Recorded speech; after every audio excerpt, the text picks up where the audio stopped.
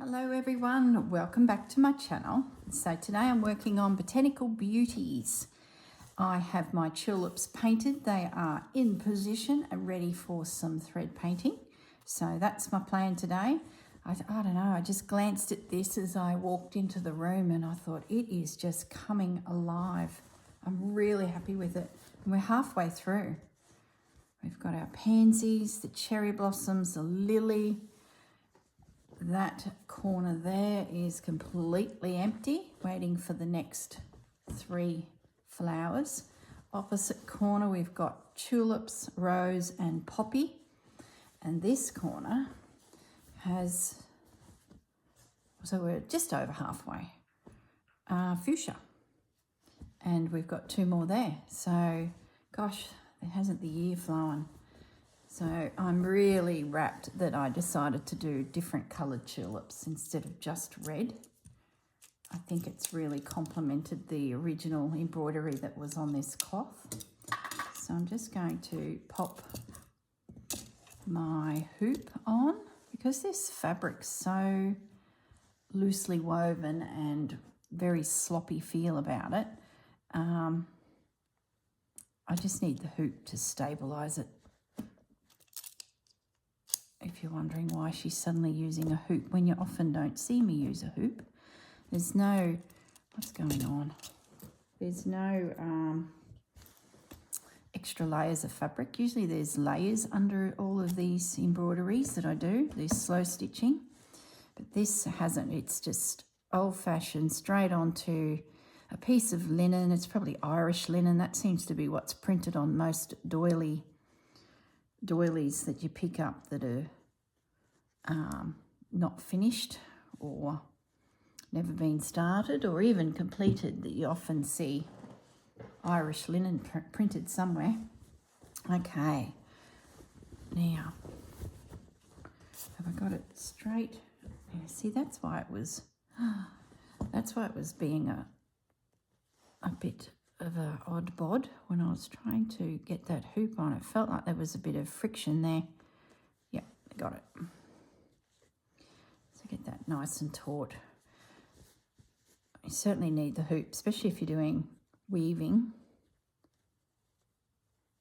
It sort of helps to give her the threads somewhere to sit. So I need a container to put threads in as I go through and make my selections, and I need to do a little bit of tidying up here. And this container is handy, so let's consolidate, spreading my mess. Got a bit of a sore finger, so I might leave that in there and come back. Well, I think that has to be the green for the leaves. Look at that. Let's have a little play with that first. Make sure that it's definitely got that one as well. Could work. Well, here I thought I was going to stitch some tulips. I'll get there. Let's just test the colour.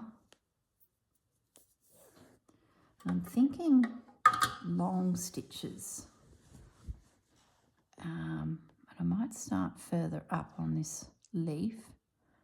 Maybe some stem stitch, or I do split back stitch and just sneak down into the painted area. Maybe I do stem. Do I do stem? No, I'll do split back stitch. Yep, colour's great. Happy with that. And now it's just working out what stitch I will do on all the leaves. And I'm thinking outline it with this fresh green. So this video for those newbies is just me playing with threads, working out my colour palette, how I'm going to stitch each component, and then I'll toddle off and finish it.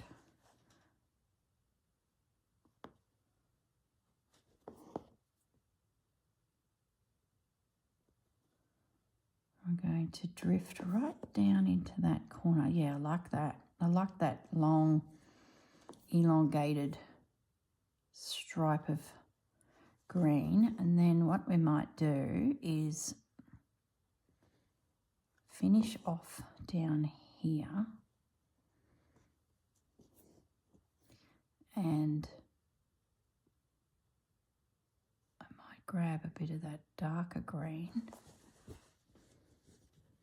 and sneak up that line. So I'm not totally covering the whole leaf. I haven't done that really anywhere, I don't think. I have stitched heavily when it came to the printed area that was on this vintage tablecloth.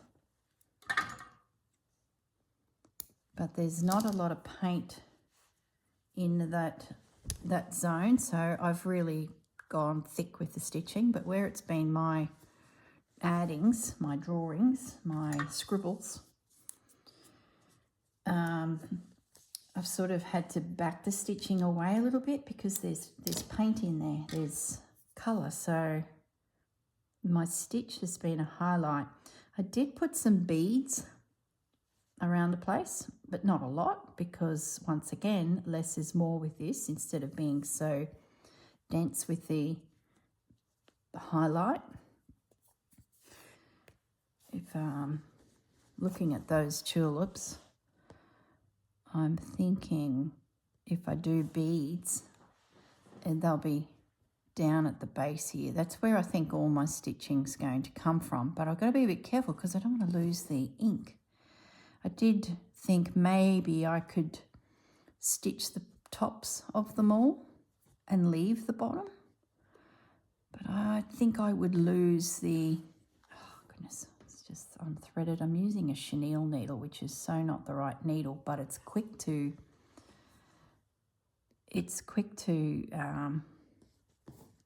thread when I'm on camera. I can quickly thread it and move on.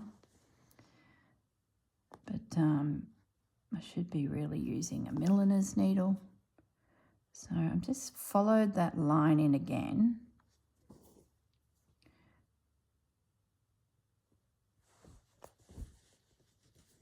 Like so. And now I'm going to sneak up and do a reverse back stitch, an uphill back stitch, split back stitch, and just thicken up down that base, but I won't go all that way, so I might just now leave a little gap and sneak back down just to get us to that heavy bottom there without fully stitching it in. Yeah, that's good. Happy with that. And those leaves just bury in behind the little garden that's in front. So that'll work. So those two greens can stay in my little pot. Happy with those. So now, pick a flower, any flower, girl. And so the leaves are good. We'll get a little bit of a shaft stitch. Let's have a look at big pink. Big pink. Oh, I can see straight away. I think that's a go, and I think this one, bit of a burgundy tone.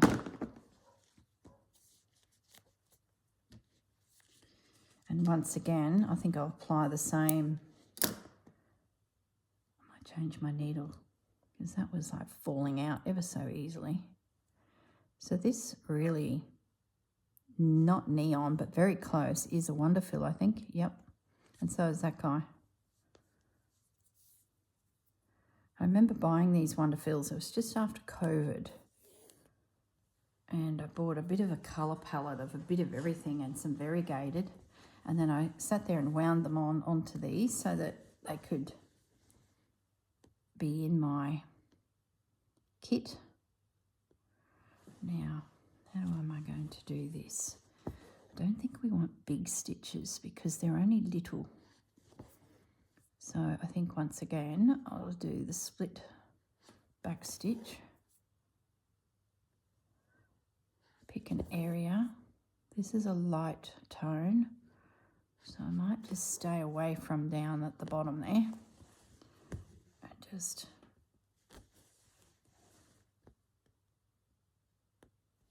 stitch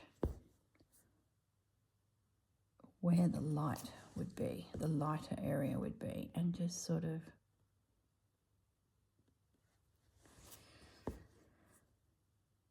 get a bit of I did think about doing a bit of weaving actually. Maybe the darker tone could be a little bit of weaving at the bottom. That might look rather sweet.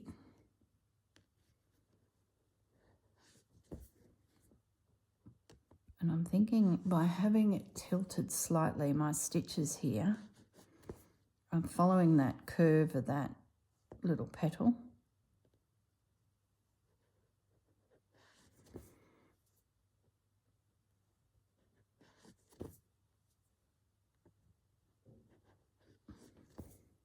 Yeah, I like that. I might jump over to the other petal on the other side and just use the rest of this thread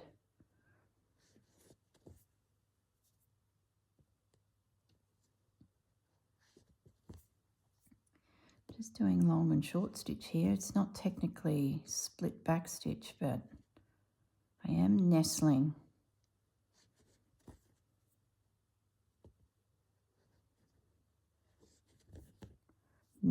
them as close as I can together.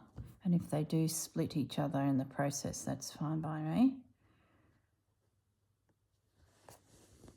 Getting to the end, I've probably got one more stitch in me. Come up here. What I might do now is get the darker one and see what weaving would look like. I really like filling in space with that stitch. It's a very generous space filler. If you haven't had a go at it, it's not as hard as you might think. The main thing is to get your straight lines in. You can do it at any shape. And then over and under, just like weaving a blanket. But when you get to the end of each line, pop your needle through the fabric and come back up before you go back in the opposite direction. That anchors everything, and that's what makes it sit nicely on your fabric. Be only my hot tip. So let's go to the bottom of that flower.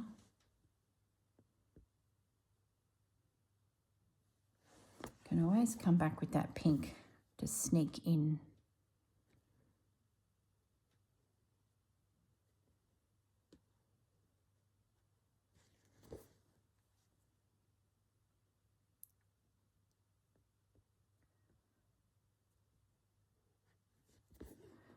Tiny little gap between. You could go as wide as a needle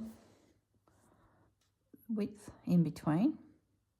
I'm going to go keep it quite of a small weave, so that means my threads need to be a little bit closer than I would probably normally do, only because my flower is so petite. So I've got to be a little bit careful. I'm going to treat this as the darker side of the tulip. So that's where we can get quite intense with this weaving. The other side has good shading from paint, so it's a bit of a catch-22. You don't want to cover it because we put the paint in there, but it's a nice little detail to have on your flower. So now I'm ready to weave. Now, a couple schools of thought. You could start at the top or the bottom. I tend to start in the middle. I find it's a good way to anchor your work, and then work either side of that middle point. And at this stage, you can decide what angle you want it. So do you want it more that way, or straight? I'm thinking I'm going to be a little bit off on my angle. Anchor it down. then come back up next to where you went down and work your way back across, and that's it. It is such an easy little stitch and is a great way. Just going to make sure I get that first one because it's really close to the bottom of the very outer.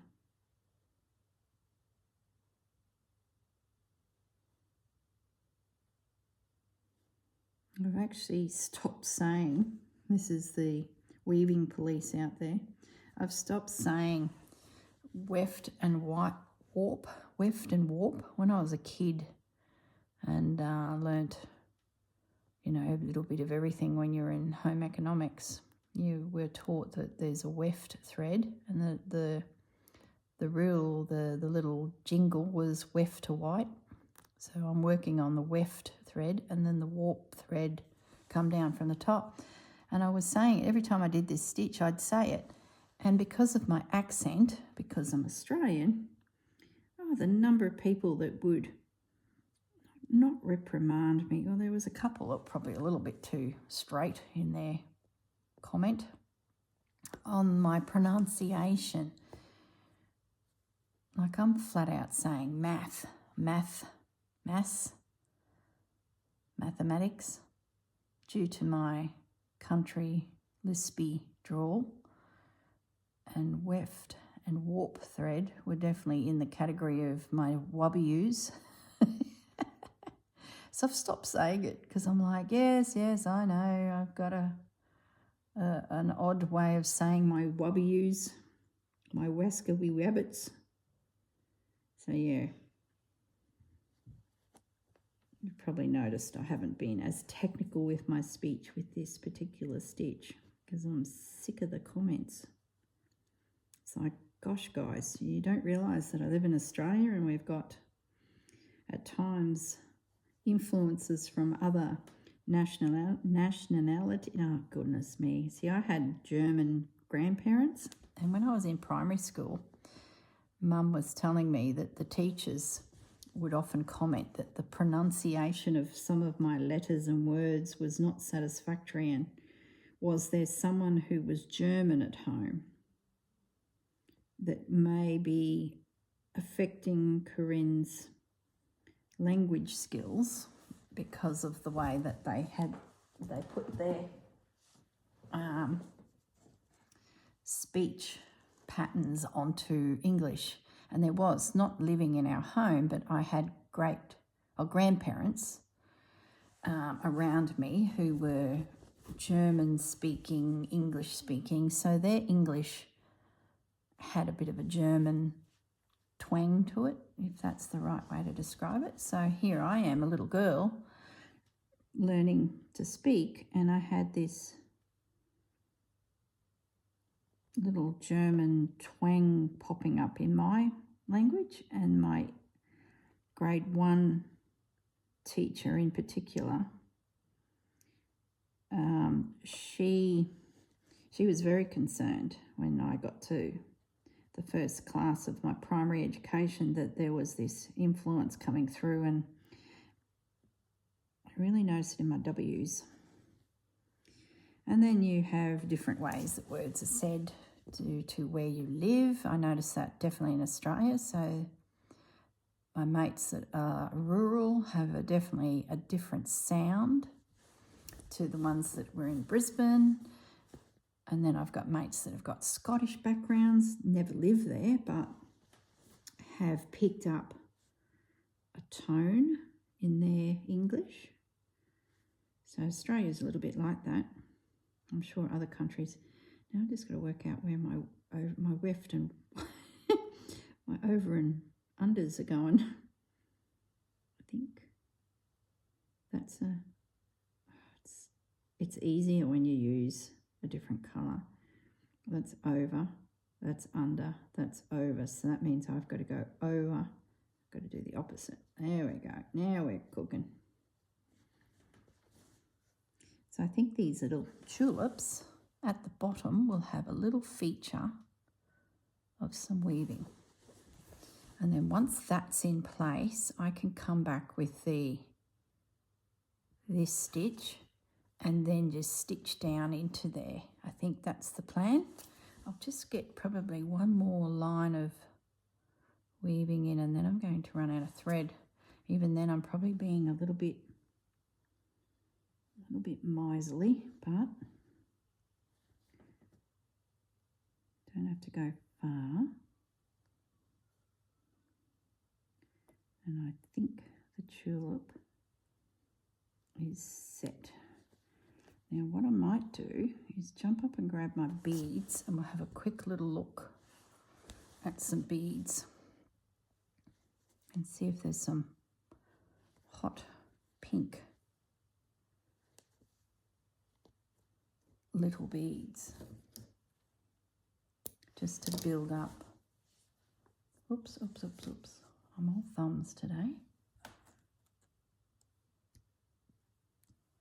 Let's put those needles in that little pin cushion before they get lost.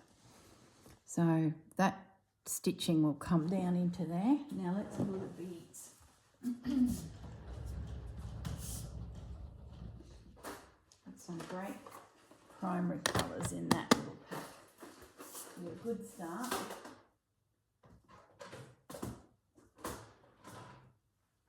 Okay. If not, I can go further afoot. Are those red or pink? They're pink. They'll do. Ooh, they're good.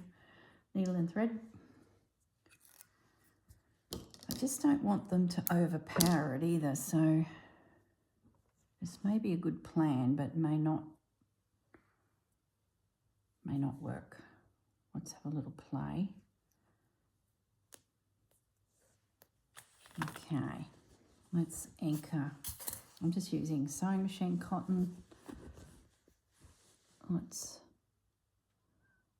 come down into here. Maybe I go up. Maybe the beads. Oh, goodness me. See, there's that loose weave fabric. Proves to be difficult when you're bringing cotton thread through.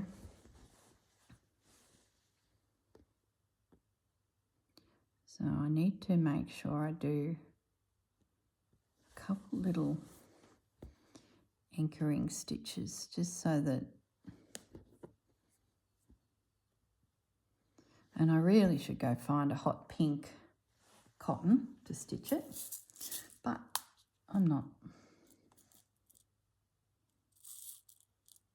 I'm thinking, where's my tray? A little bit narrow. Just need a few, don't go crazy, girl. Needle.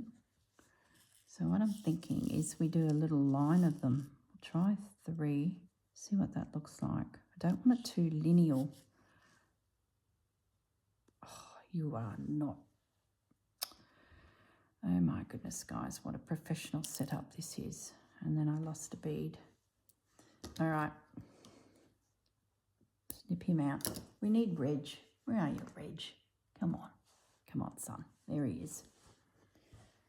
Let's do this properly. Start again. Thread up the finest little needle I have, which we've lovingly called Reginald, because often he bites me. So here's the special needle in the gang that has lovingly earned a name. Righto, Reg. Let's get you a little knot. He's really fine. He's another name for him, if you're looking for some fine needles and you're online, is straw needle. It's another name. Beading needles. Okay, let's get our little anchoring. So there's a fine line here of losing that black sketch line. Righto, Reg. Grab 3, son. That's it. Let's lay them down. So they're very big. They look big there. I'm going to reverse out of that idea a little. And I might bring Reg up at the base.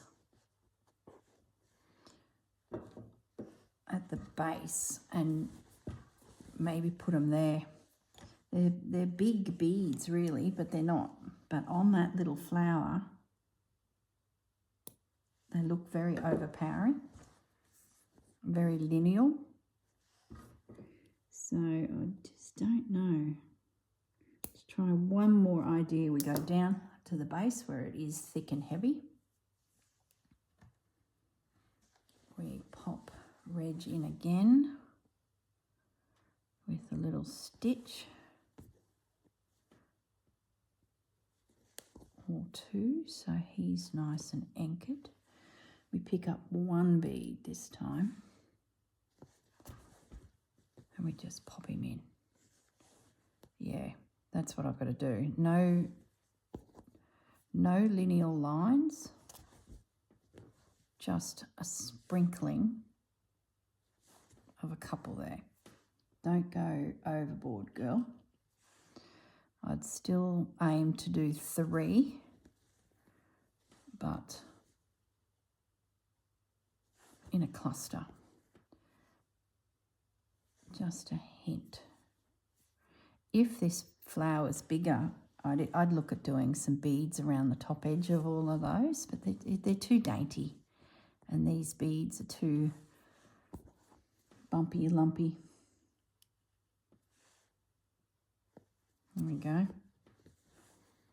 Just a little drizzle. Less is more and more is better. That's the saying. I know you're all just squinched your nose and your eyes up there and think, what did she just say? I've adapted it. Can I go more? Can I put 5 in? Oh, now, Reg, come on. Seriously, stay focused. I'm going to sneak another 2 on the curve. Let's be bold.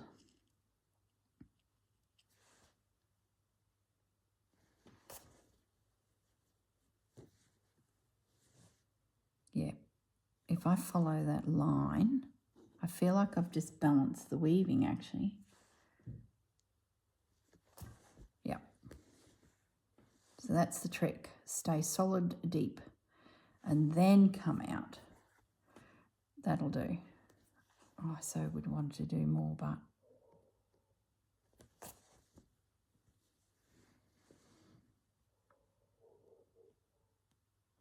maybe 2 more.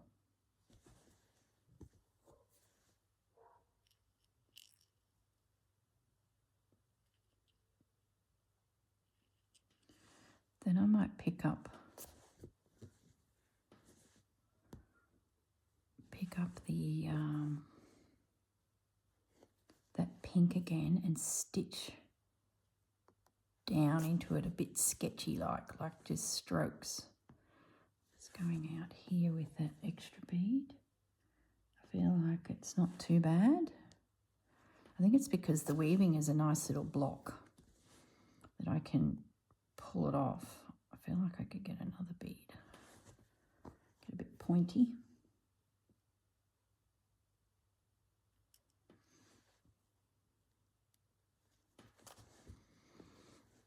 Yep.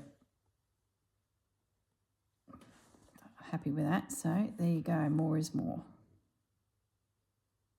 See, the saying applies really well to change of mind stitching. Pepper's just spotted a magpie sitting on the fence. She just cannot handle magpies, butcherbirds. They just can't sit on the fence. But we've got a family of willy wagtails that are here. There's always been 2 around. When we bought the block, we noticed 2. But now there's like 6 of them. And they can sit on the fence. They walk on the ground beside Pepper and Bandit. Not a problem. But if the butcherbirds, magpies, any of the seabirds come too close to the perimeter of the property, woof woof. Get away. She's a bird, I tell you, that dog. Okay, let's grab that. She's now round behind me looking in at me. She's gone, I just told her, Mum. The birds are gone, Mum, it's good. And those bigger birds, they tend to push the willy wagtails around. If you don't know what a willy wagtail is, Google it. They're cute. And they're quite yappy, like thinking like a dog. They're quite chatty. So they're a bit of a warning system if there's even a snake around or something big, like a hawk. You find that they're having a real little chirp. So they're nearly a mini version of Pepper. Never thought of that way before. So I'm just going to sneak that stitching. I have covered a lot of my painting up, but it's all good. I did have fun doing it. Just going to get that more down into the base. And then come out here a little bit.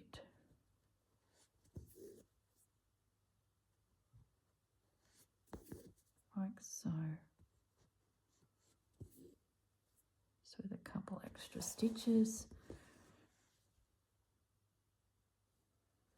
Maybe one over there. I think I have a plan. Just a couple over there, just to break up that line a little bit. There we go. It's all happening from the base. I might just bring my needle over here and just sneak a couple stitches into that weaving. I can't go too far because I haven't finished it, but I can do that. Yeah, great. We have a plan, guys. So now I can get my nose in my threads and put together a bit of a colour palette. See this little bit left? That's a good size. And as you know, I've been just grabbing the perimeter of my piece and using the orts, the leftover bits on the edge. So let's do that while it's in our hand and gets lost. There was a little green bit around here somewhere. I should try and use him too. I won't be going around the whole cloth doing this because it would use so much thread and it just would be a waste, I think. It's just somewhere to put the orts. However many that be is what it will be. But I guess if I do other projects in the future and I've got some colours like these, I can always grab this cloth and just add some more, because there is meterage here. The cloth itself is only about 90 centimetres, because it's scalloped, there'd be a good distance to do the outer edge.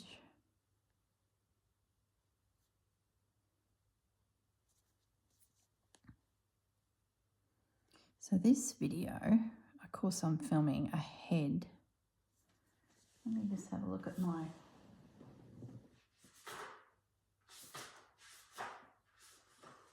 where are we? We're coming into the end of July. My goodness, like seriously? Oh, time has flown. I know I say that every video, but it does resonate with me for some reason. Time. This will go a fair way. In that case, I'm going to finish that and pop up somewhere else just to spread the colour around a bit. Got a little bit left.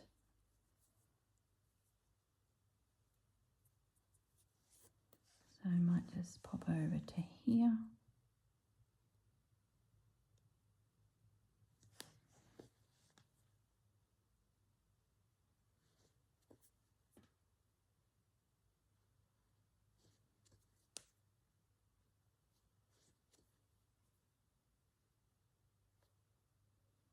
And just put a little bit of pink over here. I'll definitely get a few stitches in. Surprising how far it does go. It's just a little overcast stitch.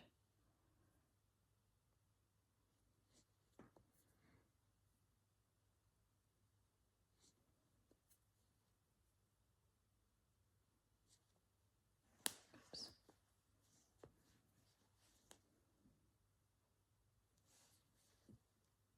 Okay.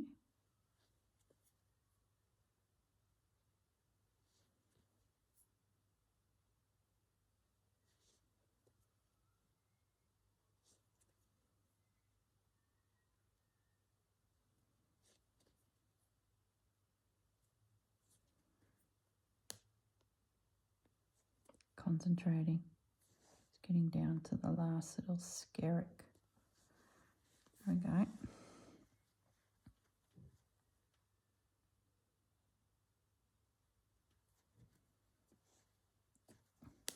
Done. Little snip. All right, guys. Now the fun bit. We get to prep. I don't need that pink again. I'm pretty confident we're finished with that. So, oh, beads, beads. Take care of the beads, girl, before they're everywhere. And I spilt some, of course.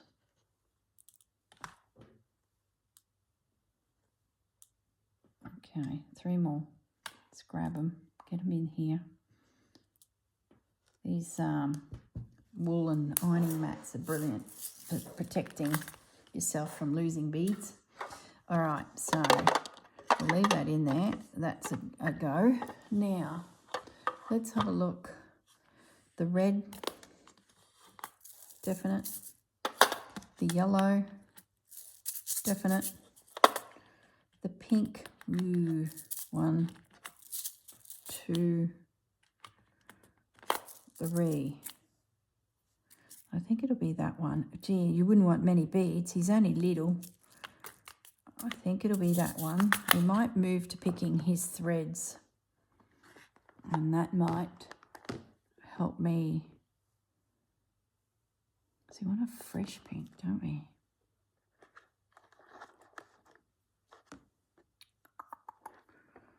Maybe we go a bit of a baby pink. It's got a bit of a pinky. How can I not have a pink? I have a variegated that would probably do the trick. Maybe I use a variegated because I don't think I'm going to get much in there. It might not have weaving, just stitching and those beads. I think that's the go. Yellow. Let's do the red one next because the yellow is in a different box. Might try and darken it up a little bit, get that more. But what's the other colour? Maybe that's enough. Because once again, he's only little. Might leave it at that. Don't have a lot of space. White is in another box. Orange is in another box. Having said that, nope. Let's just get this one closed. There's nothing else in there. Okay. So we need a white. We might add a bit of a lemony tone to the white, I think, just so that it pops.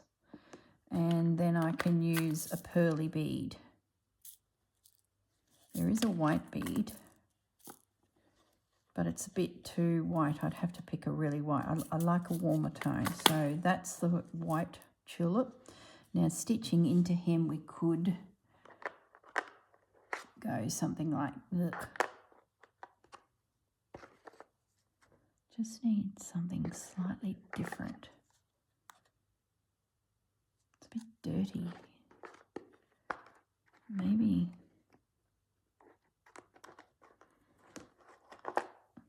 That's better. It's a fresher cream.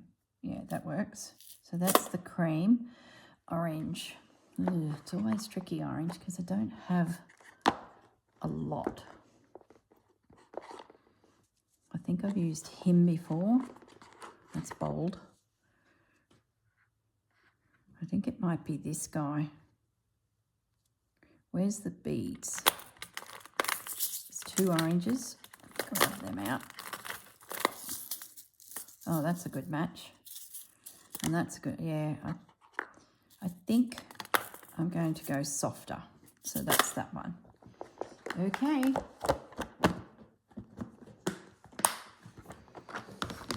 So we should be right. We've got our orange, we've got a white, we've nearly finished with him, we've got no yellow. Old horses, back it up. Got the beads but not the thread. And I'd have a bit of yellow sitting in this box. It seems to blend with green a lot. So I might look over here. Yeah, let's be bold.